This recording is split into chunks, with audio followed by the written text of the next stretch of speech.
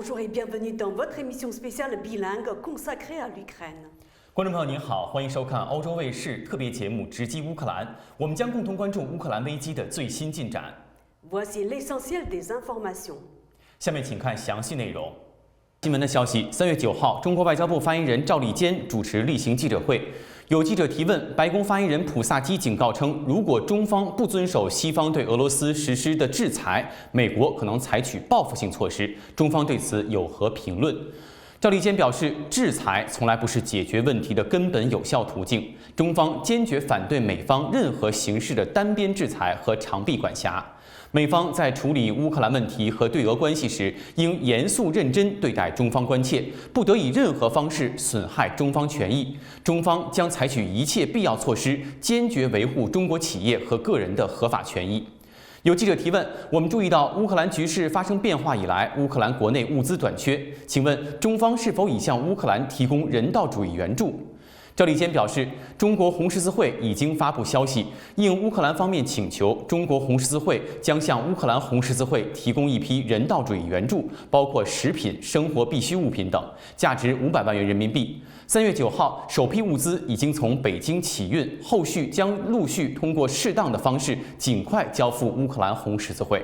Plus de 5000 personnes ont pu quitter Soumy mardi 8 mars. C'est ce qu'a assuré mercredi 9 mars l'adjoint au chef de l'administration présidentielle ukrainienne. Cette ville a été le théâtre de bombardements meurtriers qui ont causé la mort d'au moins 21 personnes lundi. Les évacuations se sont également poursuivies dans la région de Kiev, malgré des tirs sur des couloirs humanitaires, d'après le chef de l'administration locale. Mercredi 9 mars, une nouvelle trêve doit entrer en vigueur pour permettre l'évacuation d'autres civils, a assuré l'armée russe. Selon France Info, Vladimir Poutine a justifié son offensive en parlant de dénazifier le pays. Les Juifs d'Ukraine sont pourtant nombreux à fuir, notamment dans la ville portuaire du Sud, selon les termes de France Info. Par ailleurs, au lendemain du déclenchement de la guerre en Ukraine, le rabbin de l'une des 4 synagogues de la ville a quitté Odessa. En pleurs, il demande à ses fidèles de prier pour leur ville, leur pays. Avant la Seconde Guerre mondiale, 350 000 Juifs vivaient dans la cité portuaire du sud du pays, raconte Elia, un fidèle d'une synagogue d'Odessa. C'est impossible de le dire avec exactitude. Certains disent aujourd'hui qu'il y a 50 000 Juifs, d'autres 30 000. Je ne sais pas combien exactement, mais nous sommes une communauté importante. 来看央视新闻的消息，3月9号，乌克兰副总理维列舒克表示，乌克兰军方同意在基辅时间9点至21点停火，开放6条人道主义走廊用于平民撤离。当地时间3月8号晚，乌克兰总统泽连斯基发布视频讲话，表示，乌俄双方需要坐下来进行实质性谈判，以结束冲突。泽连斯基在视频中说，冲突必须结束，为了人民，我们必须诚实和实质性地坐下来谈判。当地时间3月9号，俄罗斯外交部发言人扎哈罗娃表示，俄罗斯已经通过俄驻所在国大使馆向几个国家发出通告，他们将向为乌克兰提供军事援助、武器和派遣雇佣兵的行为承担责任。扎哈罗娃表示，这些国家必须意识到他们将为此负责。至于承担何种责任，俄方外交人员向使馆都已经明确传达了俄方的立场。3月9号，俄罗斯总统普京签署法律，取消个人购买金条的增值税。当地时间3月9号，据路透社报道，英国公布了对俄罗斯新的航空制裁措施，并禁止向俄罗斯出口与航空或航天有关产品。报道称，英国还将加强对俄罗斯飞机的禁令，将俄罗斯飞机在英国飞行或降落定为刑事犯罪。当地时间3月9号，据美联社报道，美国会两党就拨款法案达成了协议。该法案中包括136亿美元乌克兰援助金和156亿美元的新冠肺炎治疗资金。On apprend de sources concordantes que les États-Unis ne veulent pas risquer une escalade du conflit en Ukraine. Washington a rejeté mardi 8 mars la proposition de la Pologne de mettre ses avions MiG-29 à sa disposition. Les Américains auraient pu ensuite les livrer aux Ukrainiens pour les aider face au conflit militaire entre Russes et Ukrainiens. Nous ne pensons pas que la proposition de la Pologne soit viable, a toutefois déclaré le porte-parole du Pentagone, John Kirby. la perspective d'avions de combat à la disposition du gouvernement des États-Unis partant d'une base États-Unis-OTAN en Allemagne pour voler vers un espace aérien disputé avec la Russie suscite de sérieuses préoccupations pour l'ensemble de l'OTAN. Plus tôt dans la journée de mardi, la Pologne avait affirmé être prête à déplacer sans délai et gratuitement tous ses avions MiG-29 sur la base Hantan en Allemagne et à les mettre à la disposition du gouvernement des États-Unis. La proposition avait surpris les États-Unis qui craignaient que Vladimir Poutine considère une telle assistance militaire comme une implication directe de l'OTAN dans le conflit. Le Premier ministre polonais a insisté mardi soir lors d'une conférence de presse à Oslo sur le fait que toute décision de livrer des armes offensives doit être prise par l'OTAN tout entière sur la base d'unanimité.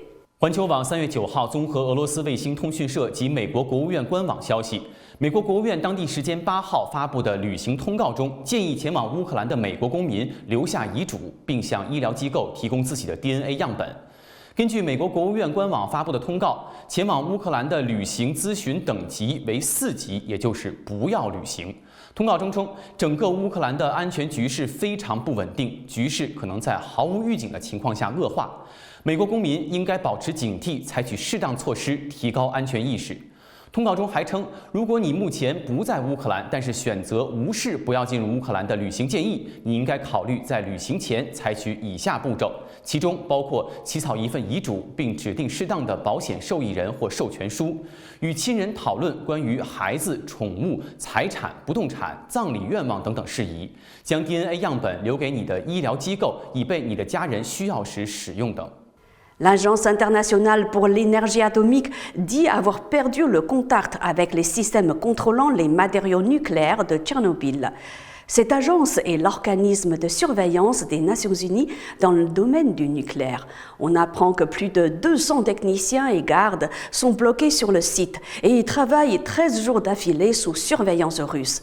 Les systèmes permettant de contrôler à distance les matériaux nucléaires de la centrale de Tchernobyl en Ukraine ont cessé de transmettre des données à l'Agence internationale de l'énergie atomique. La Russie a pris le contrôle de la centrale nucléaire de Tchernobyl, lieu de la pire catastrophe nucléaire de l'histoire en 1986. Raphaël Grossi, le chef de l'Agence internationale pour l'énergie atomique, a indiqué que la transmission à distance des données des systèmes de contrôle des garanties installés à la centrale nucléaire de Tchernobyl avait été coupée. L'Agence internationale pour l'énergie atomique utilise le terme « garantie » pour décrire les mesures techniques qu'elle applique aux matières et activités nucléaires dans le but de dissuader la propagation des armes nucléaires par la détection précoce de l'utilisation abusive de ces matières. L'organisme a demandé à la Russie de les autoriser à effectuer des rotations. À noter que le repos et les horaires fixes sont essentiels à la sécurité du site. Je suis profondément préoccupée par la situation difficile et stressante dans laquelle se trouve le personnel de la centrale nucléaire de Tchernobyl et par les risques potentiels que cela comporte pour la sécurité nucléaire, a averti Raphaël Grossi, le chef de l'Agence internationale pour l'énergie atomique. C'est la fin de cette émission. Merci à vous de l'avoir suivi. Mandarin TV continue de suivre l'évolution de la situation en Ukraine. À la prochaine. 感谢您收看这一期的直击乌克兰。有关乌克兰危机的最新进展，欧洲卫视还将持续关注。咱们下期节目再见。